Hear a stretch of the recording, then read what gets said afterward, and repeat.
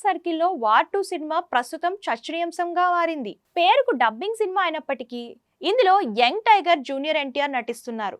Present ఈ movie trend అవుతుండగా దీనికి కారణం ఏంటనేది ఇప్పుడు చూద్దాం. పాన్ ఇండియా మూవీ RRR తర్వాత ఎన్టీఆర్ మూవీస్ కు గ్యాప్ వచ్చింది. అయితే ఇది మరోసారి రిపీట్ కావద్దని భావిస్తున్న తారక్ గతేడాది దేవరాతో పలకరించారు. సంవత్సరంలోపే వార్ 2 అంటూ మరికొన్ని రోజుల్లో ప్రేక్షకుల ముందుకు రాబోతున్నారు.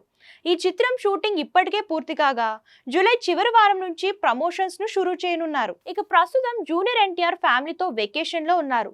వార్ 2 పూర్తి కాగానే ప్రశాంత్ నీల్ సినిమాతో బిజీ అయ్యారు తారక్.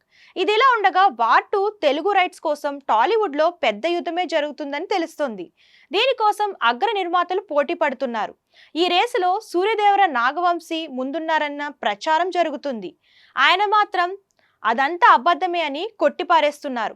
ఎన్టీఆర్ నటిస్తున్న మొదటి బాలీవుడ్ సినిమా కావడం, పైగా సినిమాలో హృతిక్ రోషన్ కూడా ఉండటంతో తెలుగు రైట్స్ కూడా భారీగానే ఉండబోతున్నాయని తెలుస్తుంది. అంతేకాదు ఈ సినిమాలో డబ్బింగ్ కూడా ఎన్టీఆర్ చెప్పుకుంటున్నారు. తెలుగులో 100 నుంచి 120 కోట్ల మధ్యలో వార్ 2 రైట్స్ పలకబోతున్నట్లు టాక్ వినిపిస్తుంది.